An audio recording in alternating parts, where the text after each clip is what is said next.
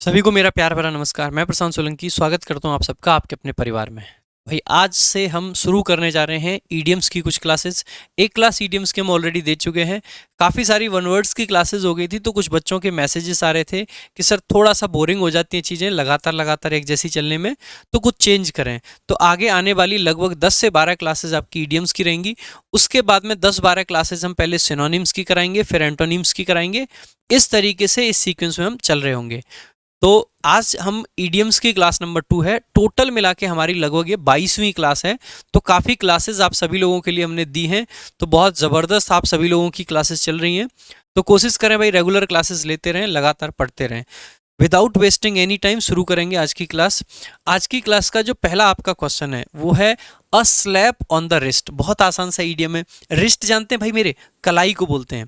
और देखो अगर आपका कोई दोस्त है, कोई प्यार वाला है, समझ रहे हो ना, और वैसे भी अगर उससे कोई छोटी मोटी गलती हो जाए तो आप क्या करोगे? हट पागल, ऐसे मारते हैं ना। ये क्या है? उसके लिए एक छोटी सी पनिशमेंट है। ऐसे यहाँ कलाई पे मार के आपने उसको जान से नहीं मार दिया, कोई बहुत बड़ी उसको पनिशमेंट नहीं दे दी, लेकिन ये जस्ट क्या है, आपकी एक छोटी सी पनिशमेंट है। तो स्लैप का मतलब होता है थप्पड़, और रिस्ट का मतलब कलाई। आपने सुना भी होगा रिस्ट वॉच। रिस्ट वॉच यानी कि कलाई वाली जो घड़ी होती है। तो रिस्ट यानी कि कलाई, और स्लैप यानी कि थप्पड़। ऐसे करके हम मार देते हैं चांटा। यानी कि ये एक छोटी सी पनिशमेंट है किसी के लिए। तो इसी को बोल देते हैं अ माइल्ड पनिशमेंट। यानी कि एक चेतावनी टाइप की बहुत छोटी सी पनिशमेंट है, माइल्ड पनिशमेंट। जैसे कि आप देखेंगे यहाँ पे ये दोनों लोग आपस में कैसे लड़ रहे हैं, देखो ना। Stop it. ठीक है, देखो कलाई पे थप्पड़ मार रहा है। तो यहाँ से आप समझ सकते हैं कि अ माइल्ड पनिशमेंट। नेक्स्ट देखेंगे भाई, अगला आपका क्वेश्चन है टू प्ले विथ फायर। यानी कि बेसिकली आग से खेलना। टू प्ले विथ फायर का मतलब होता है आग से खेलना। और अगर मेरे भाई कोई आग से खेलता है तो क्या मीनिंग समझोगे इसका? To play with fire.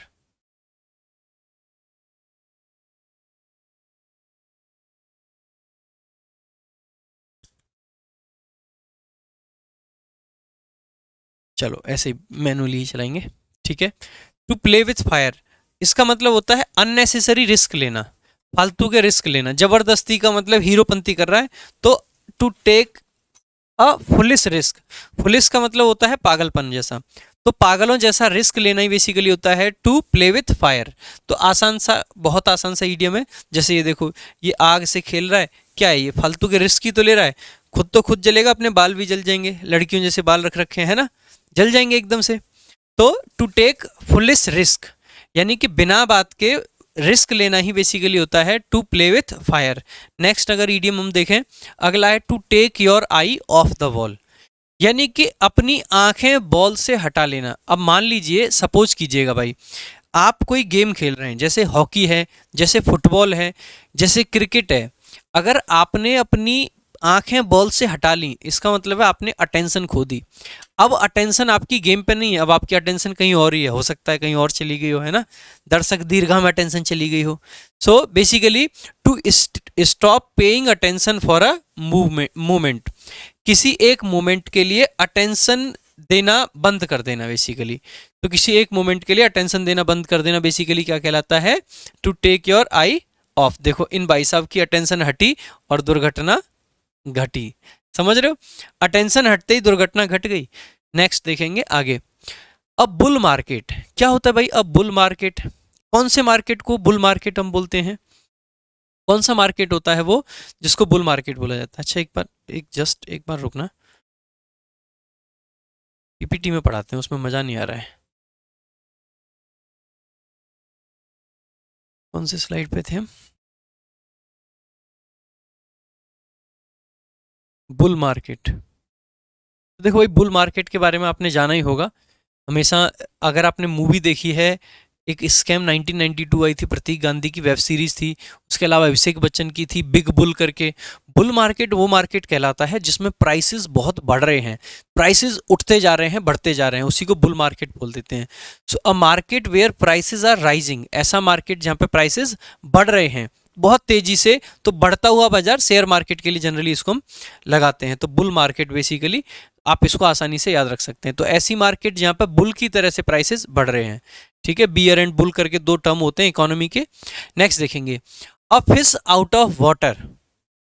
अब देखो, मछली को अगर पानी से निकाल देंगे तो जो उसका यूजुअल वातावरण है उससे बाहर कर दिया हमने, तो इसका मतलब होता है a person out of accustomed environment, व्यक्ति जो असहज स्थिति में हो, यानी कि जो उसका अकस्टम्ड एनवायरनमेंट है उससे बाहर चला गया। देखो पानी के बाहर मछलियां कैसे फड़फड़ाती हैं, दिख रही हैं। सो बेसिकली ऐसी कंडीशन में जहां पे बेसिकली आपको दिक्कत हो, वैसी सिचुएशन में, वैसे एनवायरनमेंट में आ जाना। To shake in one's shoes, to shake in one's shoes, यानी सेक का मतलब होता है हिलना। जैसे सेक बनाते हैं ना, मैंगो सेक, जब केले को और सॉरी मैंगो सेक में आम को दूध के साथ मिला के इस टाइप से उसको सेक करके पीते हैं, तो सेक का मतलब होता है बेसिकली किसी चीज़ को इस टाइप से आप अगर हिला देते हैं, तो सेक का मतलब है कांप जाना, बेसिकली कांप गया। और कहाँ पे भाई, अपने जूतों में एकदम से आपको डर लगा, ओह कांप गए एकदम से, तो यही क्या होता है बेसिकली, कांप जाना। तो टू बी एफ्रेड, डर जाना, अफ्रेड का मतलब होता है डरे हुए होना, भयभीत होना। सो भयभीत होना, कोई ट्रिक कुछ की जरूरत नहीं है, इसके जो लिखा हुआ है इडियम इसी में इसकी मीनिंग छुपी हुई है। ठीक है, next, to burn one's finger, उंगली जला लेना। कोशिश की थी सिगरेट पीने की, पहली बार थी सिगरेट, ऐसे करके माचिस जलाई, जला रहे थे सिगरेट, उंगली नीचे रह गई और उंगली जला ली। तो ये क्या हो गया आपके साथ में भाई, to suffer a loss by acting rashly, जल्दबाजी में। आप ये समझिए कि कोई सिगरेट पीने वाला लड़का है और सामने उसको जब ही सिगरेट जलाने वाला है तभी पिताजी दिखे। अब छुपाने के चक्कर में सिगरेट तो छुपा दी और जो तीली थी वो उंगली पे लगा दी। रैशली मतलब एकदम जल्दबाजी में एक्टिंग कर रहा था, इस चक्कर में क्या हुआ कि उंगली जल गई। तो इसी को हम क्या बोल देते हैं, to burn one's finger, basically नुकसान होना बेसिकली। ठीक है, सो उंगली में आग लगा ली सिगरेट पीते पीते। नेक्स्ट देखेंगे, वैसे सिगरेट वगैरह पीने नहीं चाहिए, धूम्रपान सेहत के लिए बड़ा ही हानिकारक होता है, मतलब बहुत ज़्यादा। ऑलरेडी हम इतना ज़्यादा कोशिश कर रहे होते हैं कि वातावरण को प्योर रखें, कैसे भी करके इन्वायरमेंट को बचाना है।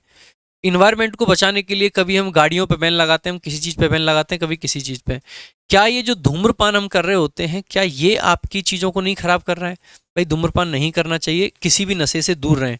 हर प्रकार का नशा आपको अल्टीमेटली बर्बादी की तरफ ही लेके जा सकता है। किसी भी प्रकार के नशे की अगर आपने जीवन में कभी सोची भी है तो दिमाग से तुरंत निकाल दें। नशा आपके जीवन का सबसे बड़ा दुश्मन बन सकता है, तो कोशिश करें कभी भी किसी भी प्रकार के नशे में, चाहे वो अल्कोहल की बात हो, चाहे वो आपके किसी धूम्रपान की बात हो, स्मोकिंग की बात हो, उससे दूर रहें प्लीज, रिक्वेस्ट है आप लोगों से। अ शॉट या फिर slab in the dark, a shot या फिर अ स्लैब लिख लेना, अ शॉट या फिर अ स्लैब इन द डार्क। तो आप कह सकते हैं इसका मतलब क्या है, अ शॉट इन द डार्क का मतलब क्या है, अंधेरे में मारा गया तीर। इसको हिंदी में वही कहावत है, ये वही कहावत है जो कहते हैं ना, अंधेरे में चलाया गया तीर, अंधेरे में तीर चलाना। डार्क यानी कि अंधेरा और शॉट यानी कि बेसिकली आपने कोशिश की है किसी चीज के लिए। ठीक है, so a shot in the dark यानी अंधेरे में तीर चलाना बेसिकली। तो अ गैस, अनुमान, तुक्का लगा रहे हैं बेसिकली, अंधेरे में तीर कहते हैं ना। जैसे मान लीजिए आपको किसी बात के बारे में पता नहीं, कई बार आप होता है ना ऐसे किसी आदमी के सामने जाके, बेटा मुझे पता चल गया अब तेरे बारे में, आपने वैसे ही अंधेरे में तुक्का मारा। ठीक है, तू जिससे मिल रहा है ना आजकल, मैं तेरे घर बताऊंगा, और वो पता चले वास्तव में किसी से मिल रहा था, आप तो मजे ले रहे थे, और वो घबरा गया, भैया प्लीज मत बताना, मैं भैया ये कुछ भी करवा लो, तुम ये कर लो वो कर लो। तो ये क्या था, आपने तो अंधेरे में तुक्का मारा था और बस फंस गया कोई। तो एक गैस किया था आपने, अनुमान लगाया था, अंदाजा लगाया था, उसमें अगर कोई फंस गया, तो यही बेसिकली क्या होता है आपका, एक गैस करना, अनुमान लगाना बेसिकली। ठीक है, अनुमान लगाना। Next, to be in two minds, अगर कोई व्यक्ति टू माइंड्स में है, तो बेसिकली उसके ओपिनियन है, टू माइंड्स है यानी कि किसी चीज को लेके डिसाइड नहीं कर रहा है। माइंड्स का मतलब दिमाग, दिमाग कभी इधर जा रहा है तो कभी दिमाग इधर जा रहा है। तो to be in two minds का मतलब क्या हो जाता है, to be in a dilemma. Dilemma का मतलब होता है असमंजस में होना। डायलेमा हो सकता है, इन अ फिक्स हो सकता है। ठीक है, सो इसका मतलब ये होता है असमंजस, चीजें डिसाइडेड नहीं है, पता नहीं चल रहा है ये करूं या ये करूं। तो to be in two minds यानी to be in a dilemma, to be in a dilemma, decide नहीं कर पा रहा है कि क्या करना चाहिए और क्या नहीं करना चाहिए।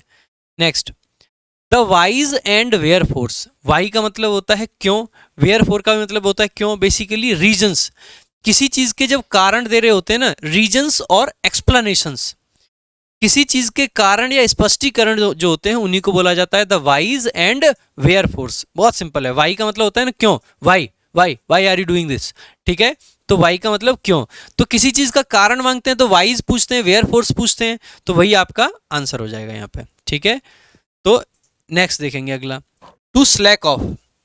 अगला आपका ईडियम है, ईडियम बोल रहे हैं, फ्रेजल वर्ब बोल सकते हैं इसको। स्लैक ऑफ का मतलब होता है अपने काम में ना बहुत मतलब आलसी हो जाना, एकदम लेजी, काम ही नहीं करके दे रहे हैं, अरे यार आज तो मन नहीं है, इस टाइप के जो लोग होते हैं ना उनको बोल देते हैं। तो to slack off, to be lazy, सुस्त पड़ना एकदम। ऐसे याद रखेंगे इसको, इस ऑफ से, अगर आप ऑफ हो रहे हो, ठीक है, अगर आप ऑफ हो रहे हो इसका मतलब है आप बेसिकली क्या हो रहे हो, डाउन हो रहे हो। डाउन हो तो एनर्जी डाउन है, तो आपका मतलब है कि आप बेसिकली क्या कर रहे हो, ऐसे में एनर्जी डाउन है तो आलसी हो जाते हैं। अ पिग इन अ पोक, अ पिग इन अ पोक, इसका आंसर करेंगे भाई, बढ़िया ईडियम है, अ पिग इन अ पोक। Something that is bought without knowing if it is good enough.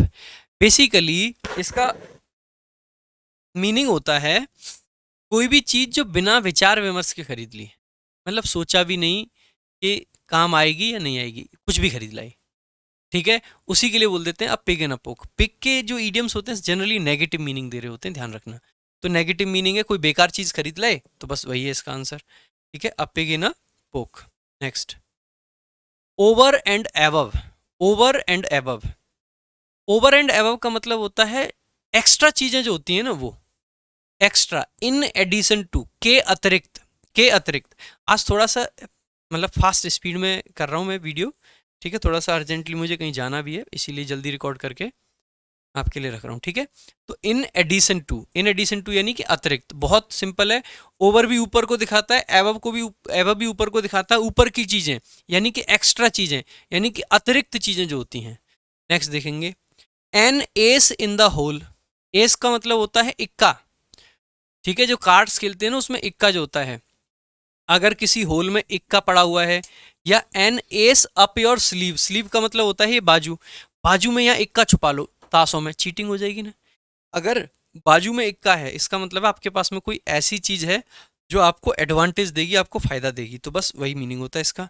A major advantage that one keeps, छुपा हुआ लाभ, आपका बहुत बड़ा एडवांटेज है जो कि आप अपने पास रखे हुए हैं। नेक्स्ट देखेंगे, फॉर ओल्ड टाइम्स सेक, कहते हैं ना पुराने प्यार के लिए, पुराने ओल्ड टाइम सेक, पुराने समय के लिए, सेक का मतलब है के लिए, because of sentimental memories of the past, past की जो सेंटिमेंटल, जो भावनात्मक मेमोरीज हैं उनके लिए कोई काम कर रहे हैं। सो सेंटिमेंटल मेमोरीज ऑफ पास्ट, तो अतीत के अच्छे कामों को, अच्छे समय को याद करना बेसिकली, ठीक है। तो for old times sake basically यही होता है। नेक्स्ट देखेंगे, a dead ringer, a dead ringer, a dead ringer. Dead ringer का मतलब होता है किसी चीज की एग्जैक्ट कॉपी, एग्जैक्ट जो कॉपी होती है ना, फोटो कॉपी किसी चीज की डेड रिंगर कहलाती है।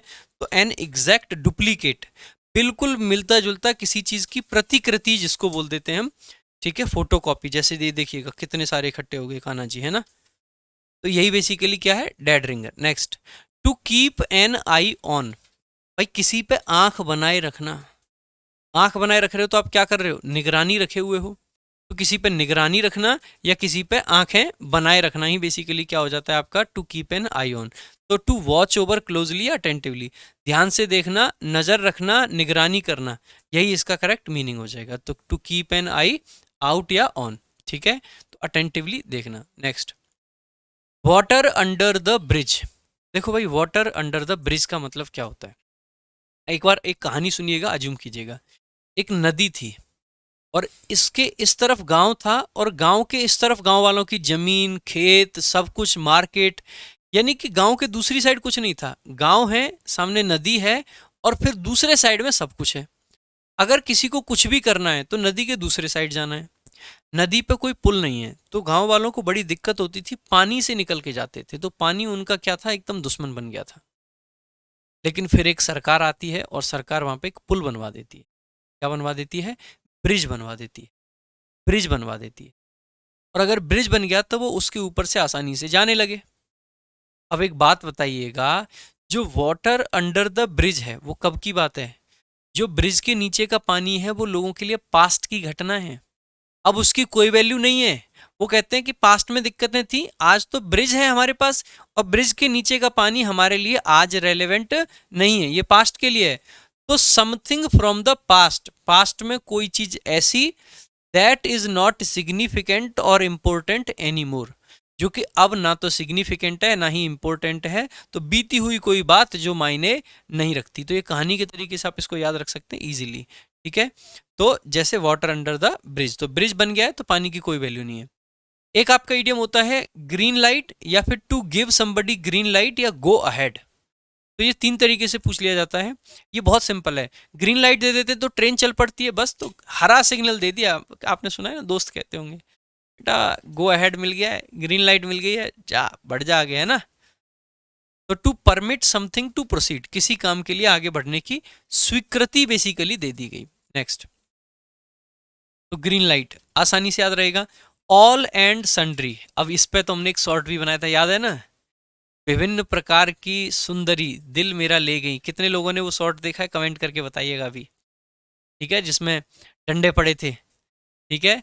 तो सन्ड्री का मतलब है विभिन्न प्रकार की चीजें, तो ऑल एंड सन्ड्री का मतलब है सब कोई, ठीक है, एवरीवन विदाउट डिस्टिंक्शन। ऑल यानी कि सभी, और विभिन्न प्रकार की चीजें हैं वो सब, तो वही बेसिकली सभी का शामिल होना, all and sundry, all and sundry. तो ये विभिन्न प्रकार, और ऑल का मतलब सभी, विभिन्न प्रकार की सभी चीजें, तो वही हो जाएगा एवरीवन विदाउट डिस्टिंक्शन। डिस्टिंक्शन का मतलब होता है भेदभाव। नेक्स्ट, हैव या wear your heart on your sleeve. Sleeve का मतलब यही होता है अपना दिल निकाल के यहां रखना, दिल निकाल के हथेली पर रख दिया। कहते हैं ना, कई बार प्यार में आपने सुना होगा, वैलेंटाइन वीक आ रहा है, ऐसे डायलॉग सुनने को मिलेंगे कि मैंने तो अपना दिल निकाल के हथेली पर रख रखा है तुम्हारे लिए। दिल निकाल के हथेली पर रख रखा है, इसका मतलब है आपने अपने इमोशंस जो हैं वो क्लियर क्लियर आपको बता रखे हैं। तो जब आप अपने इमोशंस, अपनी भावनाएं क्लियर क्लियर किसी को बता देते हैं, तो वही आपका क्या हो जाता है बेसिकली, हैव या wear your heart on your sleeves, to display one's emotions openly. अपनी भावनाओं को खुलकर व्यक्त करना, अपनी भावनाओं को खुलकर व्यक्त करना, एकदम एकदम डायरेक्ट तरीके से बोल देना, जो है मन में बस बोल दिया, ठीक है। देखो भाई, अगला है आपका सी चेंज। चेंज का मतलब होता है बदलाव, और सी का मतलब क्या होता है मेरे भाई, सी आप सभी जानते हैं समुद्र कितना बड़ा है, बहुत बड़ा। तो समुद्र से मतलब है यहाँ पे बहुत बड़ा, तो बहुत बड़ा बदलाव जो हो जाता है उसी को बोल देते हैं सी चेंज। मेजर ट्रांसफॉर्मेशन, पूर्ण परिवर्तन हो गया, एकदम पूर्ण परिवर्तन, ठीक है, मेजर ट्रांसफॉर्मेशन, तो सी चेंज, ठीक है, सी चेंज। देखो next, as hard as nails. अब नेल कितने हार्ड होते हैं, बहुत हार्ड है एकदम। बॉडी में देखो स्किन कितनी सॉफ्ट है, नेल हार्ड है, तो हम कह सकते हैं फिजिकली और मेंटली टफ। अब नेल को आप काट लो, कुछ भी कर लो, दर्द होता है, नहीं होता है, तो बहुत हार्ड है नेल। नेल को काटने में कोई दर्द नहीं होता है, तो बहुत हार्ड है, टफ है, बहुत दृढ़ है, ठीक है। अगला है ट्विडल वंस थम्स। ट्विडल वंस थम्स का मतलब है जैसे हम करते हैं ना, कई बार बैठे बैठे कोई काम नहीं है, अंगूठों को ऐसे ऐसे घुमा रहे हैं, ये कर वो कर, तो यही क्या है, जब हम आइडल हैं, जब हम खाली हैं, जब हम निठल्ले हैं एकदम, तो हम अपने अंगूठों को ऐसे घुमा रहे होते हैं। तो टू ट्विडल वंस थम्स का मतलब है बेसिकली टू बी आइडल, वक्त बर्बाद करना, एकदम निठल्ले होना बेसिकली, ठीक है। Next, armed to teeth. अगला आपका इडियम है आर्म्ड टू टीथ, यानी कि दांतों तक में हथियार लगा रखे हैं, पूरे तरीके से आर्म्ड है। आर्म्ड का मतलब है हथियारबंद, पूरे तरीके से हथियारबंद, दांतों को भी नहीं छोड़ा, हर जगह हथियार लगा रखे हैं। तो आर्म्ड टू टीथ का मतलब है fully armed, having many weapons, हथियारों से एकदम लैस है कतई, ठीक है। So armed to teeth. Next, sleep like a log. भाई ध्यान देंगे, ये स्लीप लाइक अ डॉग नहीं होता है, हालांकि एसएससी ने जब ये इडियम पूछा तो यहाँ पे लिख दिया स्लीप लाइक अ डॉग, सो ये स्लीप लाइक अ लॉग होता है, स्लीप लाइक अ लॉग होता है। डॉग तो ढंग से सोता ही नहीं है, डॉग के तुम पास से निकल के जाना, कितनी भी गहरी नींद में सो रहा हो जग जाएगा। तो स्लीप लाइक अ लॉग होता है, या स्लीप लाइक अ बेबी भी बोल देते हैं इस इडियम को। इसका मतलब होता है कि बहुत गहरी नींद में सोना, तगड़ी नींद में सो रहे हैं। स्लीप लाइक अ डॉग नहीं होता है, लॉग होता है, ध्यान रखेंगे, ठीक है। गहरी नींद में सोना भाई, बहुत गहरी नींद में, ठीक है। Next, apropos of nothing. Apropos of nothing, apropos of nothing का मतलब होता है कोई भी चीजें जो पास्ट से हैं या प्रीवियस डिस्कशन से हैं उनका अब कोई मतलब नहीं है। Apropos of nothing, having no relevance to any previous discussion or situation, किसी चर्चा या परिस्थिति से बेमोल होना, पुरानी चीजों से कोई संबंध नहीं है। भाई ये जितनी भी वोकैबुलरी आपको पढ़ाई जाती है, ये पढ़ाई जाती है वोकैब संजीवनी किताब से। एक बहुत बेहतरीन पुस्तक आप सभी लोगों के लिए है और इस पुस्तक में 16,000 से ज़्यादा आपको शब्द दिए गए हैं। एक भी एग्जाम ऐसा नहीं है जिसमें जो वोकैबुलरी पूछी जा रही है वो इस किताब से बाहर पूछी जाए। तो बहुत ज़बरदस्त आपकी किताब है। Idioms, one words, synonyms, antonyms, spellings, phrasal verbs, हर एक चीज़ आपको इस किताब में मिलती है। इसके अलावा कॉम्प्रिहेंशन की सारी समस्याओं के लिए ये आपकी कॉम्प्रिहेंशन क्रांति किताब है। ये बड़ी ज़बरदस्त किताब है। और भाई हमारा एक नया बैच अभी आरजी विक्रमजीत ऐप पे आज से ही स्टार्ट हुआ है, रैंकर्स 12.0। वो लाइव बैच है, तो लाइव बैच भी आप चेकआउट कर सकते हैं और ये आपका रिकॉर्डेड बैच है इंग्लिश का, लाइफ टाइम वैलिडिटी के साथ में। जिन बच्चों को लाइव पढ़ना है वो आरजी विक्रमजीत ऐप पे जाके लाइव बैच ले सकते हैं। डाउनलोड करिएगा आरजी विक्रमजीत ऐप, वहाँ पे जाओगे, ये आपका हेल्पलाइन नंबर है, इस पर आप कॉल करके कोई भी जानकारी ले सकते हैं। वहाँ पे मेरा लाइव बैच भी आपको मिलेगा, वहाँ पे मेरा रिकॉर्डेड बैच भी आपको मिल जाएगा, दोनों तरीके के बैचेस आपको मिल जाएंगे। इस क्लास की पीडीएफ के लिए आपको टेलीग्राम चैनल सब्सक्राइब करना होता है, वोकैब वंडर्स, और इंग्लिश बाय प्रशांत सर भी हमारा ही टेलीग्राम चैनल है, इनको आप सब्सक्राइब कर सकते हैं। उसके अलावा भाई चैनल को जरूर सब्सक्राइब करें, वीडियोस को ज़्यादा से ज़्यादा शेयर करें, और वोकैबुलरी की बहुत सारी चीज़ें भी आप लोगों के लिए हम करने वाले हैं। बाकी आज के लिए रखेंगे सिर्फ इतना ही, मिलेंगे अगली क्लास में। Thank you so much. जय हिंद, जय भारत।